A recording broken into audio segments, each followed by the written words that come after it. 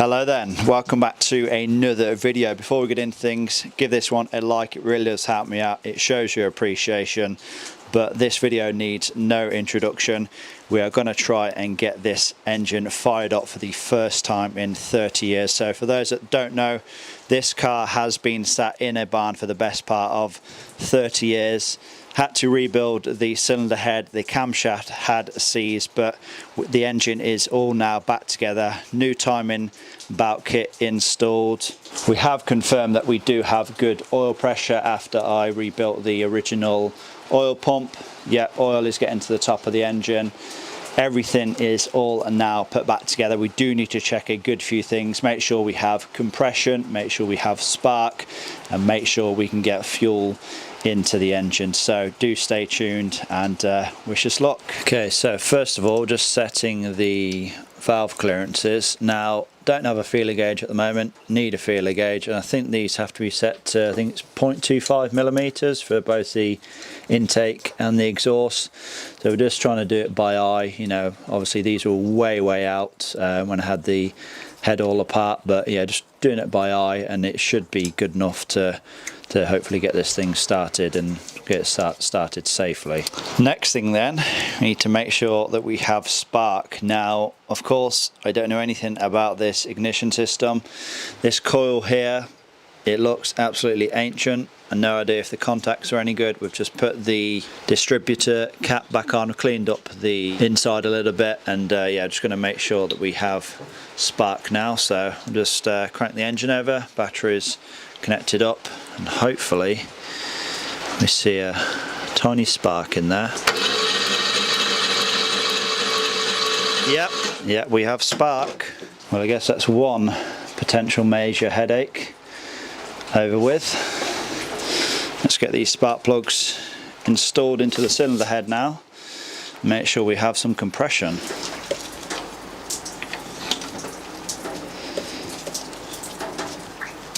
Okay, so all 6 spark plugs now back in. Just going to try and rotate the engine by hand just to see if it feels like there's any compression.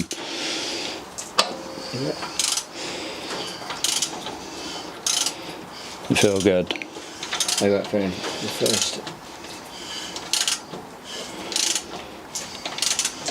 I don't feel like there's much more resistance then.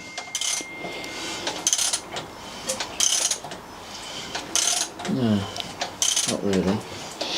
No, I'm not expecting the compression to be brilliant because obviously there is scoring in the cylinders, isn't there? You don't know what the piston rings are like. Okay, so I guess kind of inconclusive from the manual test. I guess now you're only going to really know by spinning it over and trying to get the thing started. Ready?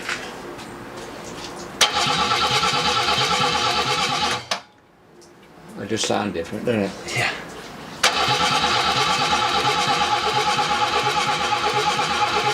I mean, we don't know how much compression is there, but there definitely is some. And I know this engine is going to fire. So we have spark, we have maybe a little bit of compression, we have enough air, I'm sure. Now it's fuel. Let's see if this filthy carburetor accepts any fuel. So, a bit of a mess, but I believe all of the HT leads are now connected up to the correct cylinders. I did number them before I took them off. Lucky me. Right, I guess now it's time to turn over the key and liberally spray some brake cleaner down into the throttle.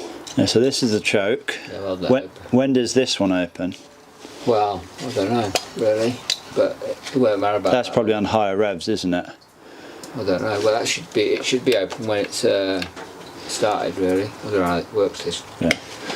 Okay, so this carburetor is a bit of an unknown. I guess it's just a case of waiting and see what happens, I guess. Let us know when you're ready. Yeah. Ready? That fire then? Maybe. Ready? Yeah.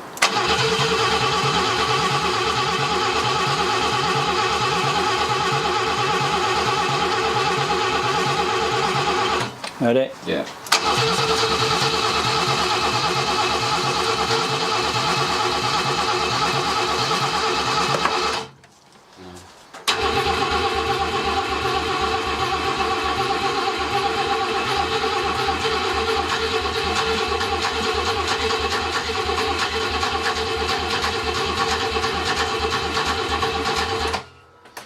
Seems like it wants to fire.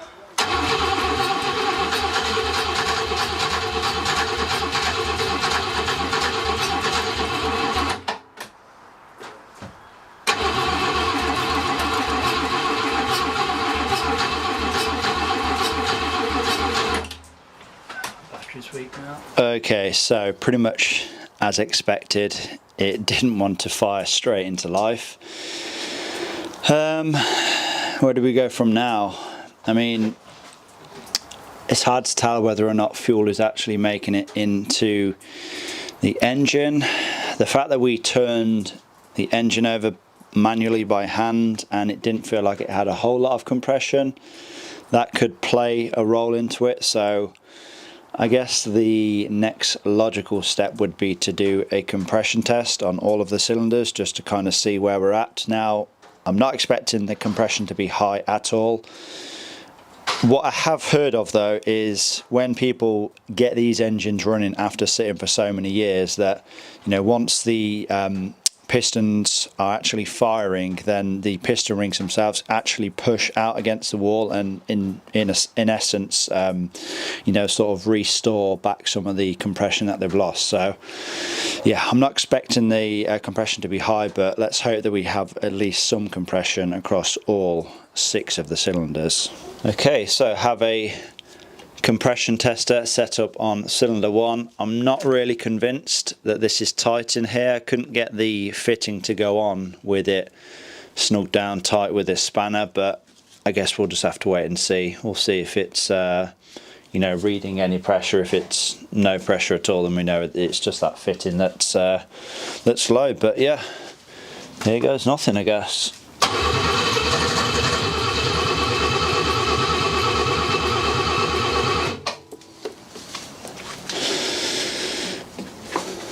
So that jumped up to just under 75 psi, as you can see.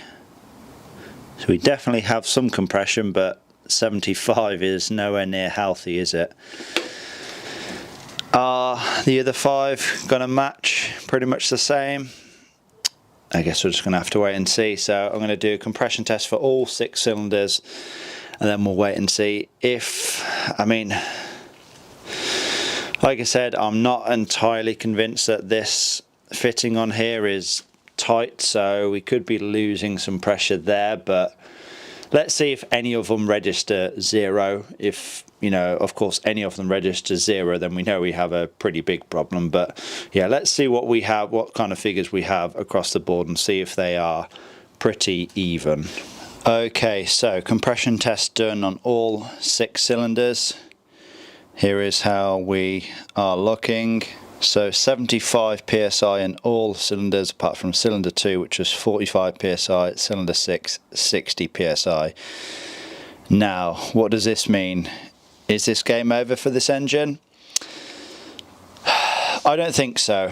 I think the actual, you know, compression of all these cylinders would be much higher if this engine was running. I think the fact that it's been sitting for 30 years, I think the piston rings are probably not a little bit stuck, a lot stuck, so they are not forcing out into the cylinder walls, and so, you know, we're just losing a lot of compression that way. Obviously the cylinder head, I'm fairly confident that's all good. I've lapped in all the valves and everything, happy with all that. I can only think it can be the piston ring. So if we can get this up and running, I don't know how we're going to do on such low compression, but if we can get it up and running, I think with a good few high revs, we can unstick those piston rings and then get this engine back to relatively okay health, he says. Well, what is there left to do now? I think I'm just going to put the plugs back in, put the HT leads connected back up, and try more fuel. It's the only thing I can do at the moment. I have manually stuck open the choke, just got the choke lever there, just cable tied it down out of the way, and I'm just going to try and hold the throttle open as well slightly, and then spray some fuel down and then see what happens. Okay, so I've just connected up this throttle cable again, tighten it down, and we should have a throttle now, an accelerator pedal, so should be able to manually operate that myself. Like I said, choke is open, so I guess all that's left to do is grab some brake cleaner, spray it on down in there, give it a good drink,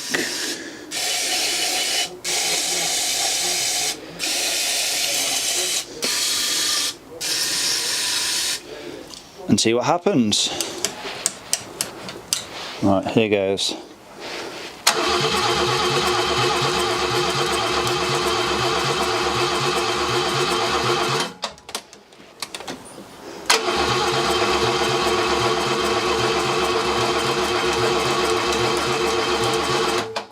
Battery's dead again now. Try again.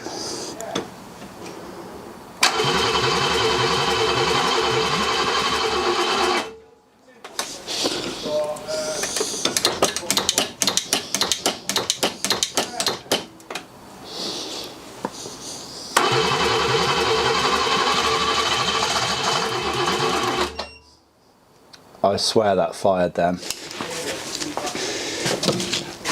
Please tell me that just fired.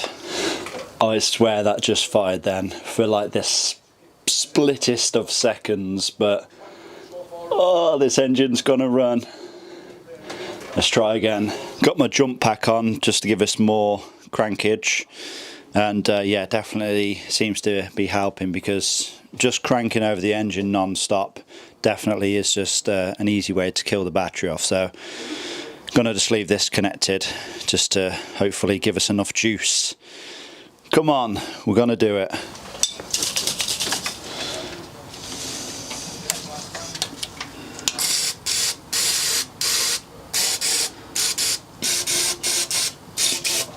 Let's try again.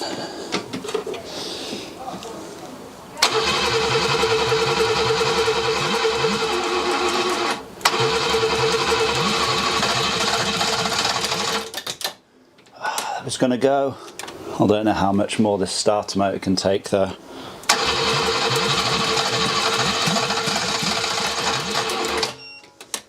Oh, that really wanted to go.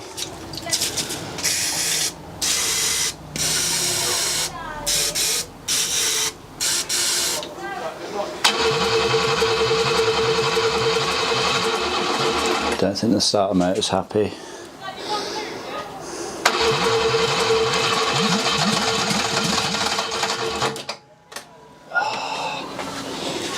So it doesn't have enough fuel to keep it going.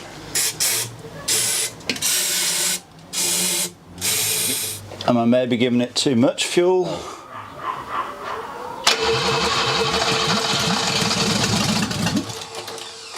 That properly fired then. Yes! That definitely fired up. Come on. Let's do it again.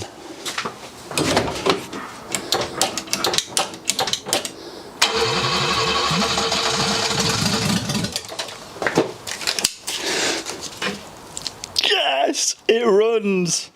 That definitely ran for a good half a second then.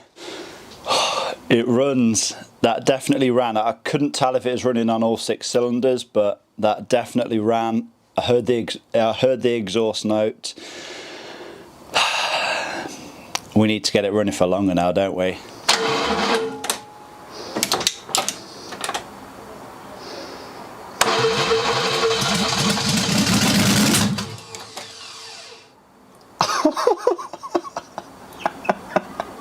Wow, that properly went then. Just how long is that? Probably 44-year-old starter motor going to last for? We don't know, but we need this thing to run for more than a second. I think that ran for a whole second that time. The jump pack's dying. I'm going to give it one more go, and we need to give things a rest.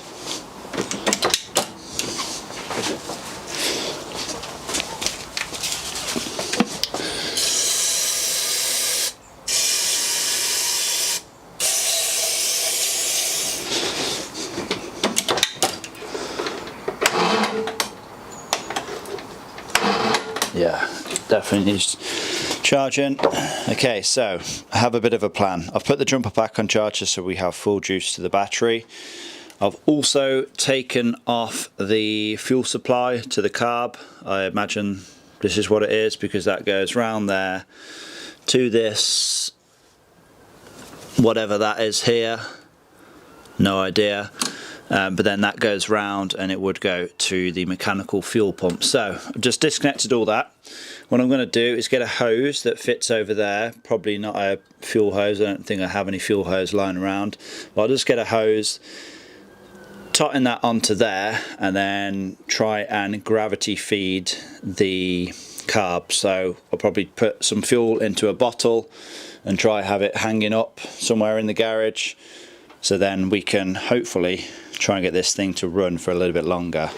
Okay, so we're making progress. As you can see, I have a bottle just hung up from the ceiling. Good few hundred mils of fresh fuel in there. E5 petrol for those that care. Yeah, that's tightly onto the carb. I don't know what stops all of the fuel just, you know, spilling into the carb, but I mean, it doesn't seem like it's filling up. The bottle isn't empty, and I guess it, you know, just takes more fuel as it needs it. I don't know exactly how this works. Like I said, a bit before my time, but yeah, it's we should have a fuel system now, essentially. So I'm going to wait for the battery to charge up a little bit more, and then yeah, we're going to get onto cranking again and just see what happens. Well, here goes nothing.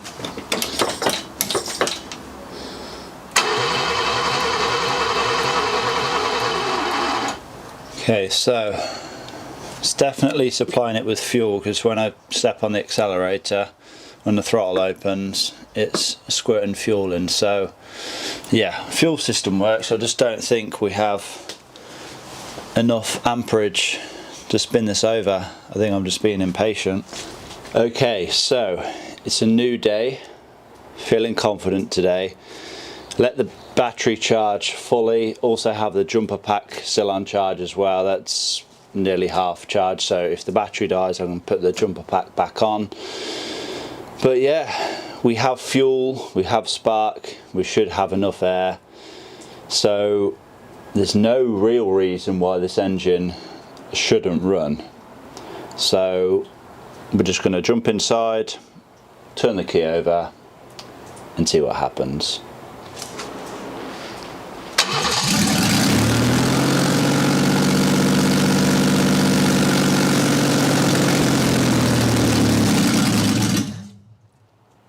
Wow.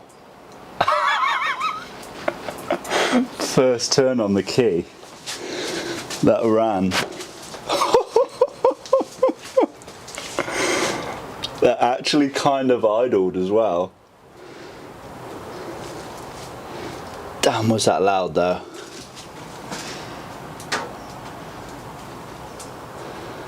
We've got to do that again. Don't really know how many revs to give it.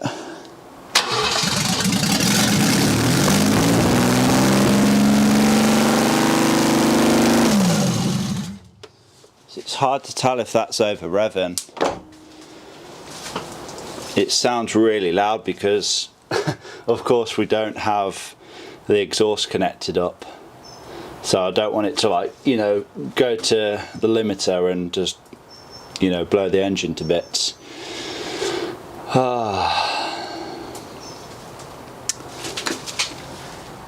But it seemed to sound okay, I guess. I don't know. I'll let you be the judge, but yeah, I am really scared about this thing over revving. Let's try it again. I won't need it to try and idle.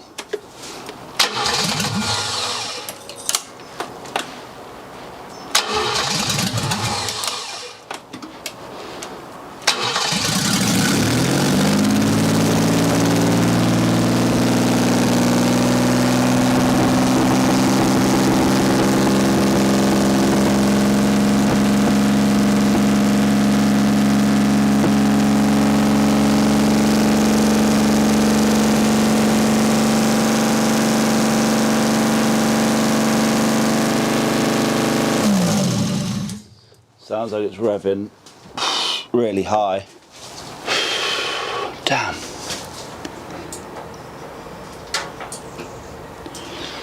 Whew. We have some smoke.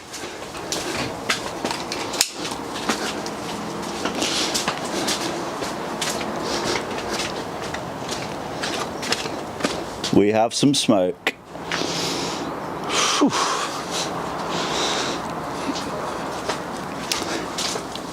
Right, so that definitely ran for a good 10-15 seconds, I don't know. It definitely ran though. I couldn't really tell if it was idling or if it was just revving up, no idea.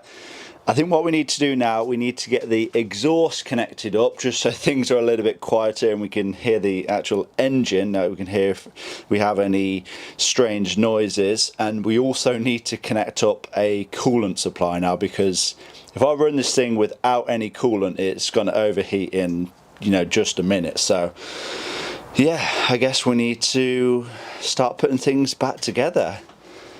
I don't know how well the original coolant hoses are going to hold coolant, but you know, if we can have some coolant at least circulating, that will definitely help us out. But she runs. She actually runs.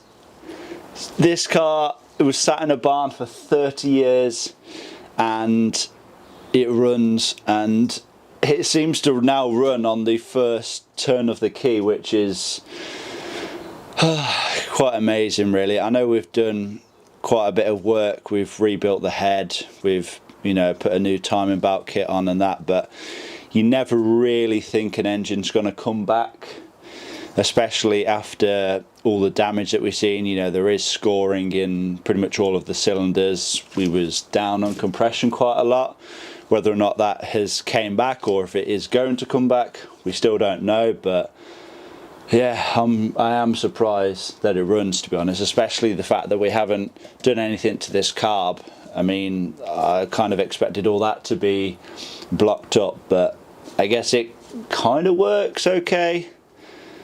But still a lot of work to do, but I guess the hard work is done. Like I said, we now need to get the exhaust connected up, get a coolant system connected up, and then we can run it for longer. But I am going to end this video here. Hopefully you all have enjoyed it. Like I said, I am over the moon that this engine does run. I want to thank you all for watching. Please give this video a like if you want to see more videos on this. Leave a comment down below, subscribe if you have not already done so, and I will see you all in that next one.